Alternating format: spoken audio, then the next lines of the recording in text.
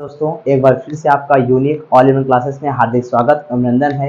याद रखना दोस्तों, आप सबके बेटा जितने भी आने वाले आगे के एग्जाम्स हैं उन सब में हम जानते हैं बेटा साइंस का एक इम्पॉर्टेंट रोल होता है।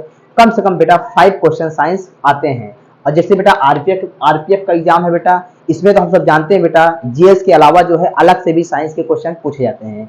इसलिए बेटा हमें जो है बेसिक साइंस के बारे में जानकारी होनी चाहिए। उसी के दोस्तों हुए बेटा कल हमने जो है केमिस्ट्री के पोर्शन को कंप्लीट किया था। अगर आपने नहीं देखा बेटा तो सबसे पहले आप जाकर उसको कंप्लीट करिए। और आज मेरे भाइयों जो हम फिजिक्स और बायोलॉजी के जो इंपॉर्टेंट टॉपिक हैं जहां से क्वेश्चन आते ही आते हैं केवल उन्हीं टॉपिक्स पे चर्चा करेंगे। ठीक दोस्तों, तो आप जैसा कि आप सब देख रहे हो मेरे भाइयों, क्या लिखा है फंडामेंटल क्वांटिटीज। तो याद रखना मेरे भाइयों, पहला क्वेश्चन आता है कितनी फंडामेंटल क्वांटिटीज होती हैं। तो मेरे भाइयों 7 होती हैं। कितनी होती हैं? 7 होती हैं।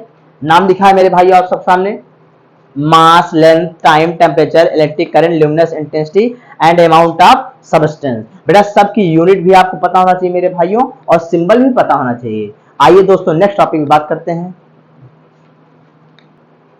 फिर बेटा याद देखिए, जो नेक्स्ट टॉपिक है जहां से बहुत ज्यादा क्वेश्चन आते हैं मेरे भाइयों, वो होता है रिलेटिव वेलोसिटी। तो बेटा ये रिलेटिव वेलोसिटी क्या होता है? बेटा रिलेटिव से लग ही रहा है कि दो लोगों में रिलेशन बताया जा रहा है। क्या बताया जा रहा है मेरे भाइयों? रिलेशन। जैसे एक एग्जांपल बेटा आपको बताता हूँ, आपको एक बात बहुत अच्छे से समझ में आएगी।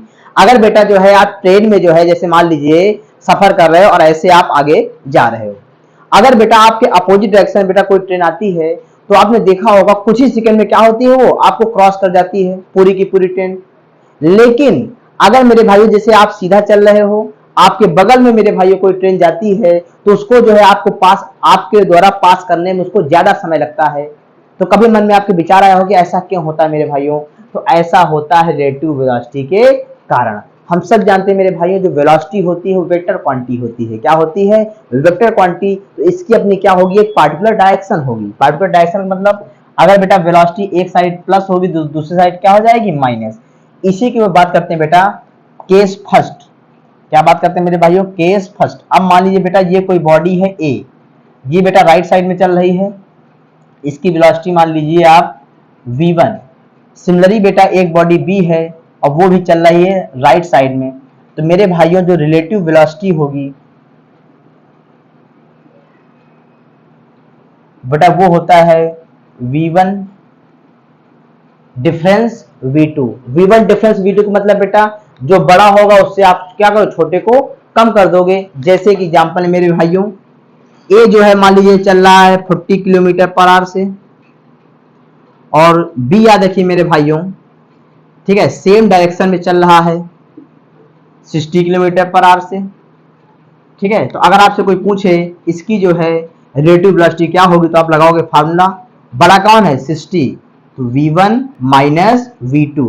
तो बेटा ये कितना आएगा? 20 किलोमीटर पर आवर। तो बेटा अब क्या होगा, दोनों लोगों को ऐसा आभास होगा कि हमारी वेलोसिटी कितनी है? 20, जबकि एक तो 40 से चल रहा है और एक कितने चल रहा है? 60 चल रहा है मेरे भाइयों। तो उनको जो स्पीड होगी क्या लगेगी? कम लगेगी। इसका मतलब जब हम सेम डायरेक्शन में जाते हैं तो रिलेटिव वेलोसिटी कम होती है। देखो मेरे भाइयों, अब दूसरी बात करता हूं मैं, केस सेकंड की बात होगी मेरे भाइयों।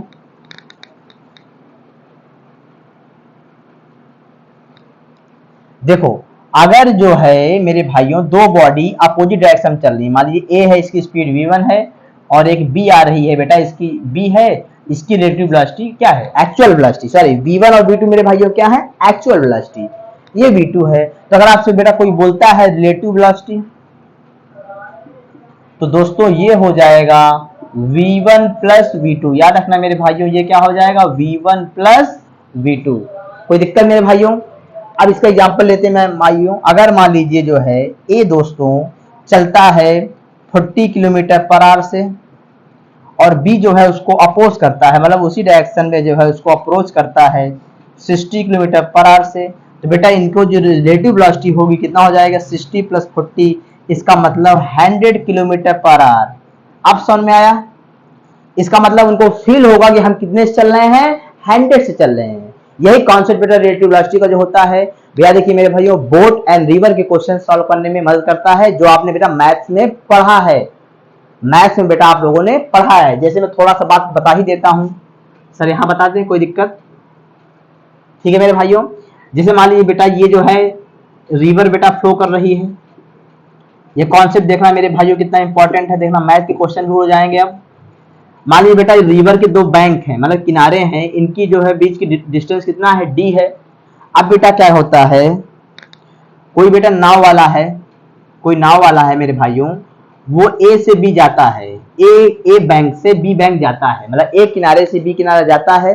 तो बेटा दो कंडीशन होती है, या तो मेरे भाइयों बोट की बेटा मैंने मान लिया स्पीड क्या है, v1 है, तो आप सबको पता होगा बेटा जो धारा बह रही है उसकी भी कुछ ना कुछ स्पीड होगी। तो वहां दो केस बनते हैं मेरे भाइयों, अगर धारा की स्पीड शून्य है, जीरो है, तब तो कोई दिक्कत ही नहीं है, समय बराबर दूरी बटे चाल, मतलब time equals to distance upon speed लगा दोगे। लेकिन अगर बेटा रिवर फ्लो कर रही है तो उसकी भी अपनी कुछ ना कुछ स्पीड होगी। तो बेटा डिपेंड करता है कि रिवर कैसे बह रही है, धारा की दिशा में बह रही है या मतलब बोट की दिशा, जैसे जिससे मान लीजिए मेरे भाइयों आपकी बोट ए से बी की तरफ जा रही है, और जो रिवर फ्लो कर रही है मेरे भाइयों वो भी अगर ए से बी की तरफ जाएगी, तो बताइए बेटा अब रिलेटिव वेलोसिटी क्या हो गई। तो आप बोलोगे बड़े से छोटा वाला क्या हो जाएगा, यहाँ पे कम, क्या हो जाएगा मेरे भाइयों। तो यहाँ पे कॉन्सेप्ट क्या होगा, उल्टा लगेगा। क्या लगेगा, पूछो कैसे। आप बेटा 40 चल रहे हो, 40 से आपको किसी ने सपोर्ट कर दिया तो आपकी स्पीड कितनी हो जाएगी, 80 हो जाएगी। कितनी हो जाएगी मेरे भाइयों, 80। लेकिन अगर आप 40 चल रहे हो, रिवर जो है 30 से आपका अपोज कर रही है, तो अब आपकी बोट जो है एक्चुअली 10 से ही चल पाएगी। कैसे चल पाएगी, 10 से ही चल पाएगी। तो ये कॉन्सेप्ट मेरे भाइयों आप लोग ध्यान दीजिएगा। आइए हम नेक्स्ट इंपॉर्टेंट टॉपिक पे बात करते हैं। मेरे दोस्तों अब हम लोग इंपॉर्टेंट फार्मूला पे बात करते हैं, जहां से बेटा छोटे मोटे क्या आते हैं, न्यूमेरिकल। बहुत भारी भरकम न्यूमेरिकल तो आएगा नहीं, क्योंकि आप नीट का एग्जाम तो दे नहीं रहे हैं, जेई का एग्जाम तो दे नहीं रहे हैं, आप किसका एग्जाम दे रहे हैं, आरपीएफ, सीएचएल। तो वहां पे साइंस का एक क्या होता है, बेसिक लेवल होता है। तो वहां पे बेटा जहां जहां से क्वेश्चन आते हैं उसको बताता हूं बेटा, जिस फार्मूले से। तो वेरी इंपॉर्टेंट फार्मूले मेरे भाइयों। पहला क्वेश्चन आता है एक्सेलरेशन से, a equals to v minus u upon t, जहां u क्या है इनिशियल वेलोसिटी, v क्या है फाइनल वेलोसिटी और t क्या है टाइम। मेरे भाइयों दूसरा क्वेश्चन आता है फोर्स, तो ये होता है मास इनटू एक्सेलरेशन। मेरे भाइयों तीसरा जो सबसे ज्यादा क्वेश्चन आता है प्रेशर से आता है, तो बेटा प्रेशर इक्वल टू होता है फोर्स पर यूनिट एरिया। क्या होता है मेरे भाइयों, फोर्स पर यूनिट एरिया। और उसके बाद मेरे भाइयों एक क्वेश्चन जो आता है प्रेशर से आता है, लिक्विड कॉलम के प्रेशर से। तो बेटा उसका बेटा फार्मूला होता है P equals to h d g. एच क्या है, हाइट फ्रॉम सरफेस, डी क्या है डेंसिटी और जी क्या है ग्रेविटी। तो मेरे भाइयों यहां से जो है बहुत सारे क्वेश्चंस पूछे जाते हैं। तो बेटा अब हम लोग क्या करेंगे, बायोलॉजी में एंट्री मारेंगे, जहां जहां से इंपॉर्टेंट क्वेश्चन आते हैं उन पे हम बात करेंगे। आइए देखते हैं बायोलॉजी का पार्ट। ठीक है मेरे भाइयों, अब हम लोग बेटा जो क्या करेंगे, बायोलॉजी के इंपॉर्टेंट क्वेश्चन पे बात करेंगे। मेरे भाइयों बायोलॉजी में जो है जहां जहां से क्वेश्चन आते हैं उसको मैं बताता हूँ। बेटा पहले जो क्वेश्चन आते हैं बेटा सेल बायोलॉजी से आते हैं, मतलब सेल के बारे में आता है। तो बेटा उसमें से जो मेन क्वेश्चन आते हैं कुछ डिस्कवरी से आते हैं मेरे भाइयों, तो उनको लिख देता हूँ मेरे भाइयों, तो याद रखना। तो आप बोलो बेटा डिस्कवरी ऑफ सेल, तो मेरे भाइयों याद रखिए कौन, आप बोलोगे रॉबर्ट हुक। लेकिन उसके बाद मेरे भाई याद रखिएगा अगर कोई पूछ ले लिविंग सेल की डिस्कवरी, तो आप बोलोगे मेरे भाई एंटोनी वॉन ल्यूवेनहॉक। ओके बेटा पूछ सकता है न्यूक्लियस की डिस्कवरी, तो बेटा न्यूक्लियस की डिस्कवरी अगर आपसे पूछेगा मेरे भाइयों तो आप बोलोगे रॉबर्ट ब्राउन। मेरे भाइयों जो भी सेल ऑर्गेनल्स होते हैं उनका फंक्शन पूछ सकता है। तो जहां बेटा मैंने बताया ना कि जो इंपॉर्टेंट टॉपिक्स हैं मैं कल उन्हीं पे बात करूंगा, ठीक है। तो वहीं पे आपको ध्यान देना है, वहीं पे आपको माइंड मेकअप करना है, इसको पढ़ के जाना है, फिर आप याद करिएगा, कमेंट करिएगा मेरे भाइयों कि क्वेश्चन यहां से आया या नहीं आया, ठीक है। डिस्कवरी से बेटा ये मेन डिस्कवरी हो गई।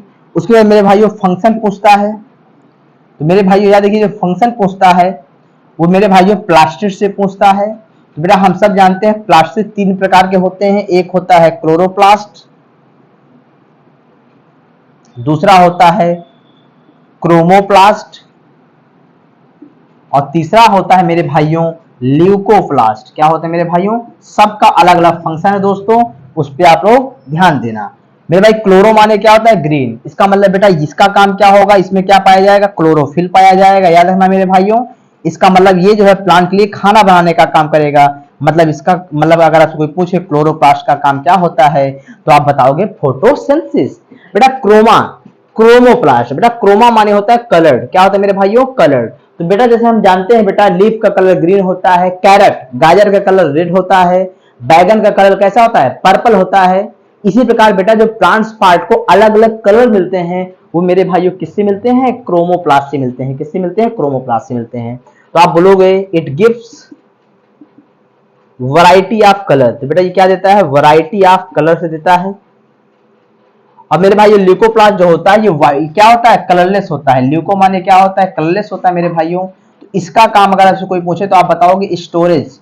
मेरे भाइयों ये क्या करता है, तो स्टोरेज करने का काम करता है। याद रखिएगा, बड़े इंपॉर्टेंट क्वेश्चन है मेरे भाइयों। ठीक है, ठीक है, इतना आप लोग नोट कर लीजिए। नेक्स्ट टॉपिक में हम लोग बात करते हैं।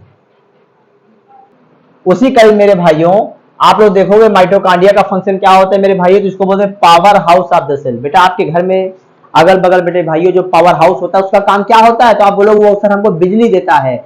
बिजली देता है इसका मतलब आपको क्या देता है, एनर्जी देता है मेरे भाइयों, एनर्जी देता है। तो बेटा सेल में जो बेटा एनर्जी का प्रोडक्शन होता है मेरे भाइयों वो कौन करता है, तो माइटोकॉन्ड्रिया। अब बेटा एग्जाम में पूछता है वो एनर्जी किस फॉर्म में देता है, तो आप बोलोगे एटीपी। अब बेटा एटीपी का फुल फॉर्म बहुत बार आपके एग्जाम्स में आया है, एडेनोसिन ट्राइफॉस्फेट। कोई दिक्कत।